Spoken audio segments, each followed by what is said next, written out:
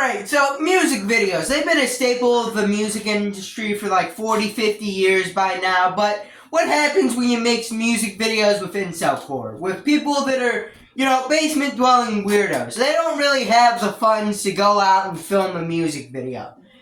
That's where the fans come in. They edit together the music videos. Fan-made music videos. Now, the most famous one of these was the one to Scott Pilgrim vs. the World Ruined an Entire Generation of Women by Negative XP.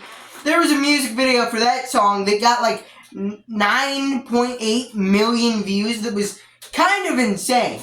Alright, now the video itself was, pretty funny. I remember first seeing that when I wasn't really too aware of what incelcore was, and thought, okay, this kind of like reminds me of like what Rucka Ali was doing. Alright, you gotta get that. If you watch the video, you can kind of get that same vibe. Using stock photos of like stuff kind of related to the lyrics, editing them around to better fit.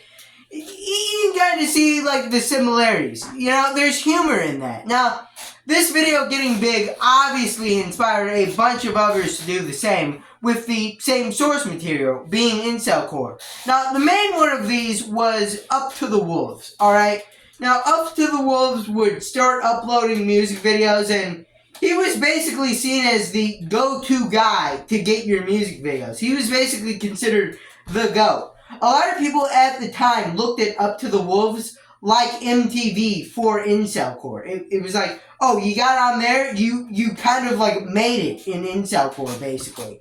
It was like really cool for a lot of them to see. And that all held true till the Negative XP Nation attacked and copyright struck Up to the Wolves off of YouTube. Now, after this, Up to the Wolves would re-upload some of these videos to a second channel called UTTW2, which is actually still up today. You can go check it out. And he also made a couple new music videos, including one for Little Watermark's entire album. He made a music video for an entire album. It was kind of cool. Then he made one more video called Up to the Wolves, where it played this little song kind of mocking people that were desperate to get music videos made of their songs on Up to the Wolves. And it also played this little quiet instrumental track with like footage of a guy driving from like first person.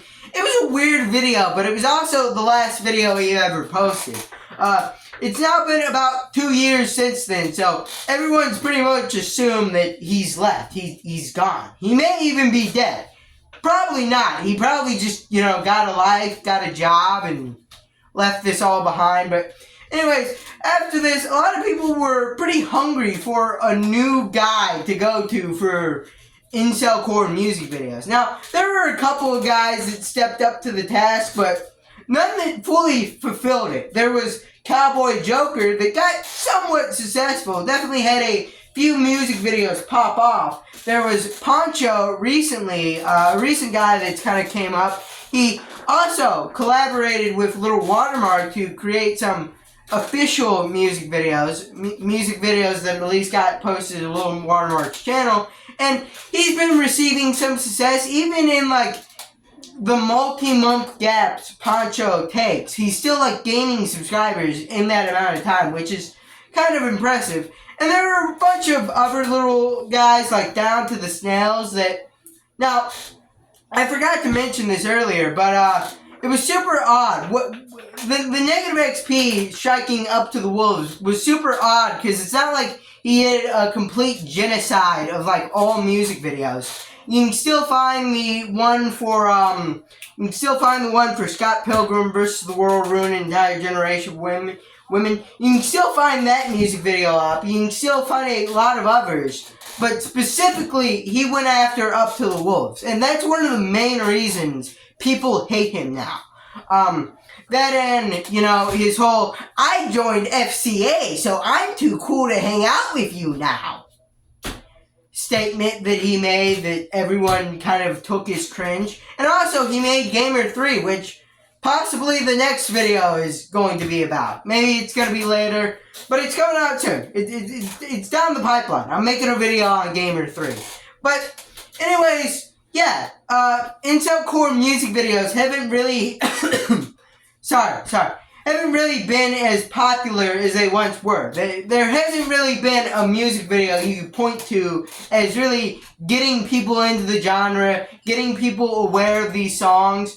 Of course, they're still being made, but there's not one that kind of popped off and made a song popular or made an artist popular. You just kind of have it as a little side dish. Of course, there was this animated video by, I forget the guy's name, but there was an animated video for The Love I Lost that got some pretty decent views. I think it has like 67,000 now. But that was more of, oh, I like this song. Let me search up some like fan-made content related to it. And then the music video got popular through that. The music videos haven't really been getting popular on their own. And I think a large point of that is just the decreasing popularity of music videos in general. It's more of kind of move to edits as a lot of incelcore, a lot of its popularity in the modern day at least is coming from TikTok right now. So maybe these music videos are a little too long for our short little attention spans. But who knows? A lot of old internet stuff that eventually goes out of style. Eventually, like 3 or 4 years down the line, and it's like, oh, gets a huge nostalgia wave and gets popular again. So who knows? Maybe we're right on the brink of a renaissance of incelcore music videos, which, you know, I hope so, because they're fun to watch. It's fun to have a visual to go along with these songs. A lot of people say, oh, you're stupid if you need a visual to enjoy a song. I don't need it to enjoy a song. I think it boosts my enjoyment, though. Having a little visual to run aside a song. I don't know how to describe it. It just makes the worms in my brain happy. Anyways, if you like this video, leave a like, subscribe, comment down below, and bye.